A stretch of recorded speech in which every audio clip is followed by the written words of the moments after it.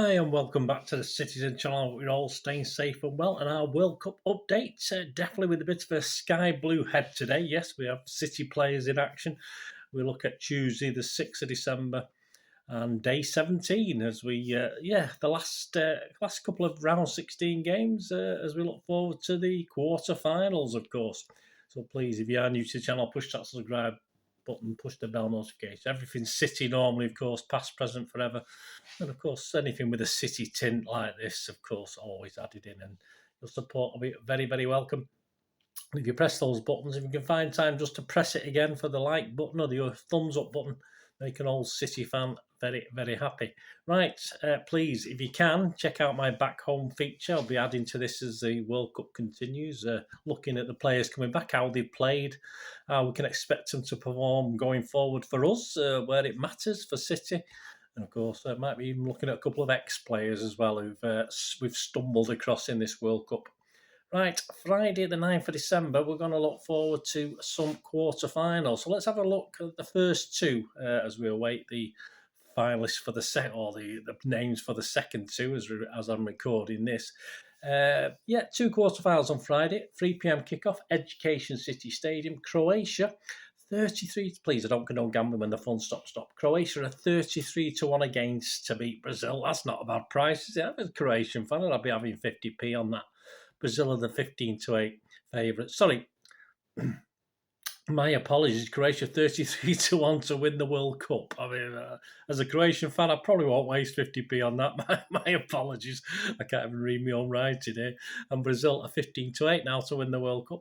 The game itself, yes, still okay. Croatia 8-1 to win this game. 4-11 for Brazil, which is quite probably as low as I thought. I thought they might be about 1-5, something like that. 7-2 the draw. Croatia are going to have to do something a little bit special, aren't they, to beat Brazil for the first time ever. Yes, they've had 4 previous attempts, including 2 in the World Cup, and they've all ended in Brazil winning. Croatia scraped through on penalties, of course, while Brazil gave a masterclass, for 30 minutes or so anyway, on how to score goals in their last game.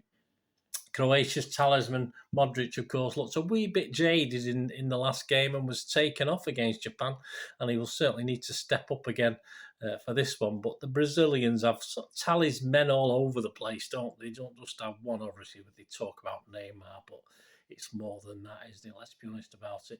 And they've got a keeper at the back who seems to be on fantastic form at the moment. So, okay, not the greatest defence, but you've got to get past him at this stage. And they say he's not done too much wrong in this World Cup, Alisson, so far. Brazil will, of course, find Croatia less kind in their formation, their tactics, than perhaps Japan were. So those dancing show pony midfield and strikers of Brazil will have to work a little bit harder to get the goals. Please, not too many goals if they do score. I can't stand those pathetic dance routines. I'd watch Strictly if I was into that sort of thing. I don't really want to see it on a football pitch. But my prediction, and I think most people's prediction, would be a Brazil win in 90 minutes for this one. And staying with Friday at 7 p.m. kickoff at the Lusail Stadium, we've got the Netherlands, who have 14-1 chances to win the World Cup, and Argentina, the 6-1. To win the World Cup, and to win the game 13-5 the Netherlands, so it's quite close because Argentina are 6-5. So yeah, I think the bookies are probably right with that. 21-10 for the draw. I think Netherlands are having fun, and I think Netherlands are doing okay. It's not total football by any means, but Van Gaal is a reasonably happy bunch, I think. There makes a change for him to have a happy bunch under him, doesn't it? And they saw off an energetic USA without too much trouble. Argentina themselves are finding working everything through Messi. Certainly the last game or two, everything seems to be playing through Messi, and it only just got through by the end against, let's face it, a very plucky Australia. Looked down and out at one stage, but the longer it went on, they got back into the game.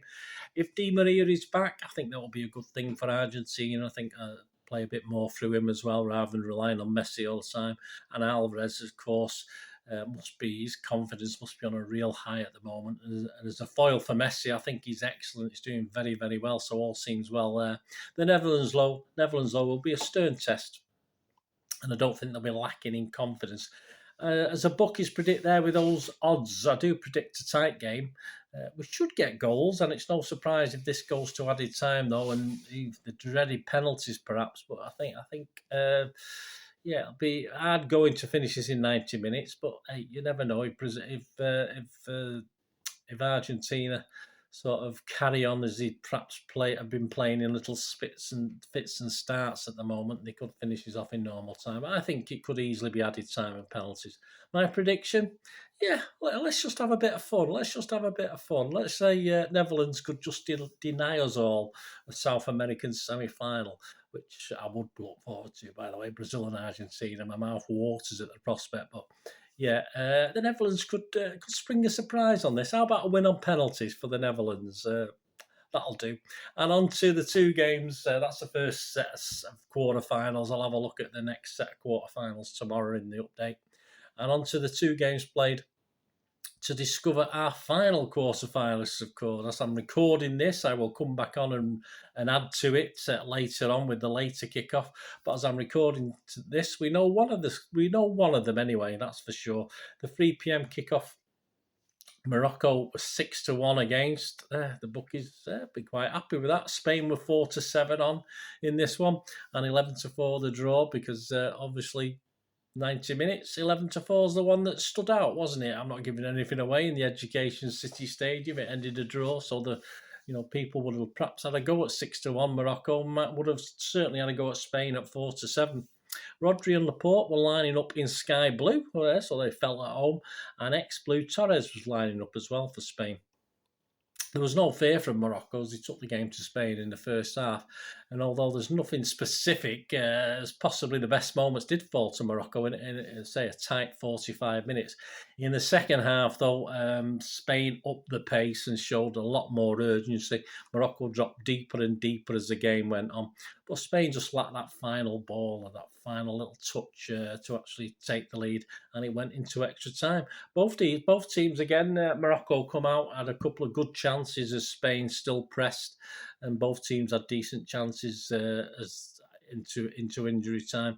If you think about the second half of the 90 minutes, Spain had 81% possession, so the extra time was a bit more even.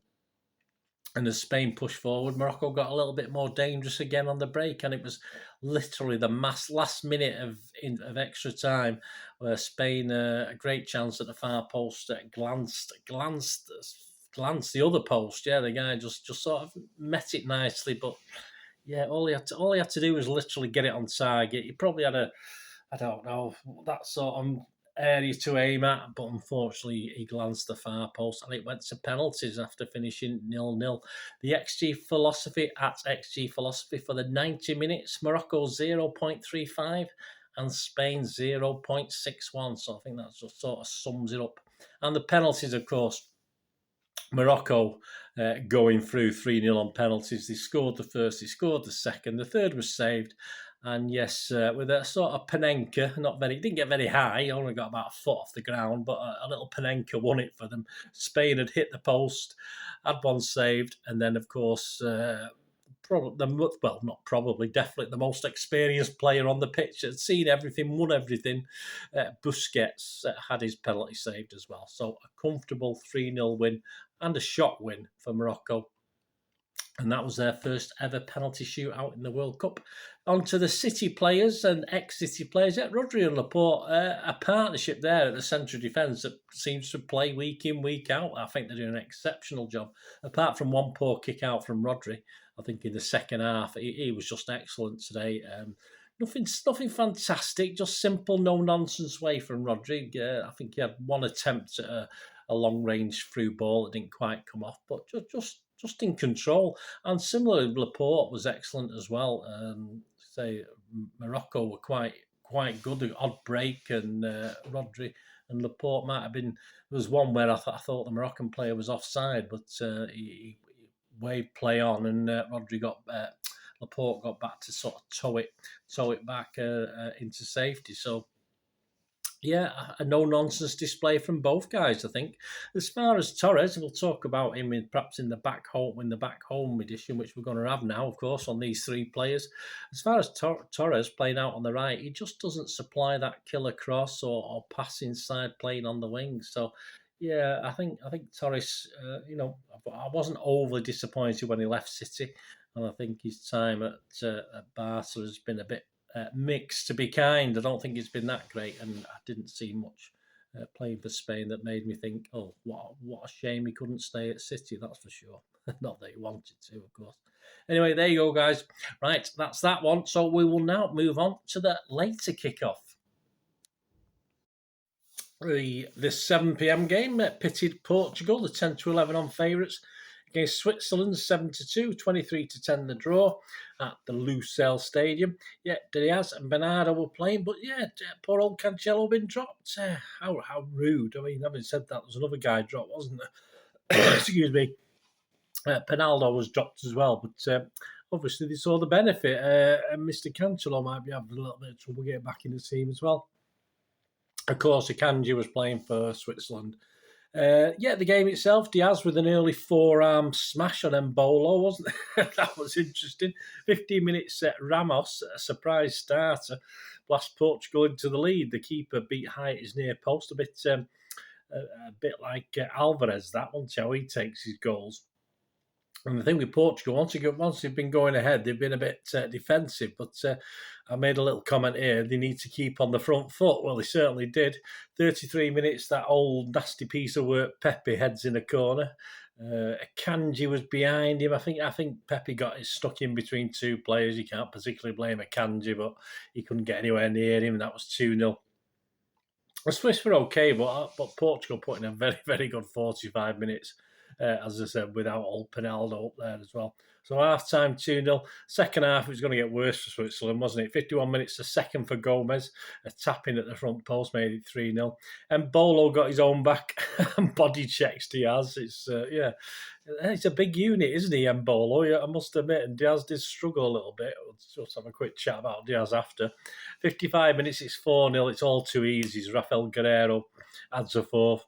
And yes, 58 minutes. Akanji, I did say I've not seen him, whether he's had the ability to score goals, but yeah, he got his second goal for Portugal for Switzerland in his career. And he was at the far post. I think the ball came off a Portuguese head and it just fell from at the far post, and he couldn't really miss. But I have seen them miss. But all credit to him, he put it in the net, and it was 4-1. 67 minutes. Ramos gets his hat trick. What a great! He wouldn't have dreamt of that, would he? The night before, dinks it over the keeper for 5-1. 81 minutes. Good old Bernardo Duracell Burney was taken off. 92 minutes. Yeah, the sub Leo.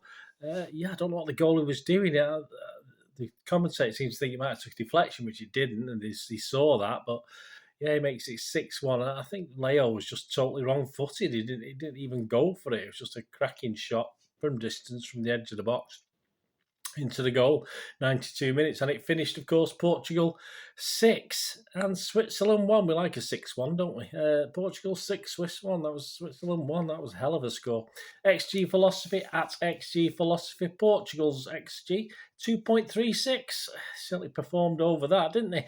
And the Switzerland XG was 1.37. Very impressive. That's the best I've seen from Portugal.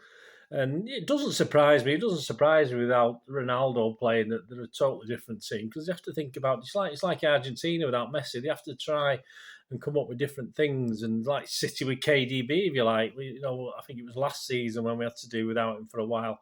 You have to. Other players have to step up, and I think that's what Portugal did as a team. They looked very, very good. Certainly impressed me, that's for sure. Bernardo, look at the players individually. Bernardo, as ever, he just plays like he plays for City. He works his socks off. Nothing spectacular. I think he got an assist, but more from luck than judgment, if I remember rightly. I think something ricocheted off his boot and ended up with Gomez, I think, to score a goal. Nothing spectacular. He's just a heartbeat of the team, and that's what he is for us, and that's what he was for Portugal. He let the other guys do the talking in front of the goal. Bernardo just worked his heart and sleeve off and did everything he could. Diaz, yeah, he had a bit of a tough time. He didn't have a lot to do, but Mbolo, as I said, a big unit. He did really test Diaz. Diaz doesn't play against that sort of player that much, and I would honestly say I would probably say in the game he come out worse because I think Embolo's probably Switzerland's best player on the night. But yeah, not overly tested. It was a satisfaction from Diaz, but you won't come up against people like Embolo. I don't think every week. And of course he's coming home, isn't he? Akanji will be coming home. Yeah, a goal, maybe some compensation. He can at least have that on his CV. But there wasn't much chance of him and the other guys stemming the Portuguese tide. I think Portugal just put it together last night, and as I'm recording this last night, I don't think he had much chance. His physicality wasn't really called upon. I don't think in this. I thought he played an okay game. I don't think there's anything particularly wrong he did. All right, they let 6 goals in. He's one of the defenders, but couldn't say, oh yes, that was his to say. Apart from that header from Pepe, I didn't see him anywhere near where he could have been trying to stop the goal anyway. So I don't think he should be too disappointed. I mean, Switzerland aren't going to win the World Cup, are they? So all credit to him, and he's on his way home. So our quarter-finalists now reads, we've got the final couple of quarter-finalists, haven't we? On Friday the 9th of December at Education City Stadium, we've got Croatia-Brazil. On Friday the 9th of December, 7 p.m. at Lusail Stadium, we've now got Netherlands against Argentina. And on Saturday the 10th of December, 3 p.m. at the Al Mama, we've got Morocco, so very surprised that one, against Portugal. And on Saturday the 10th of December, 7 p.m, of course, at the Al Bayt Stadium, France versus England. Let me know what you thought of the matches yesterday, guys.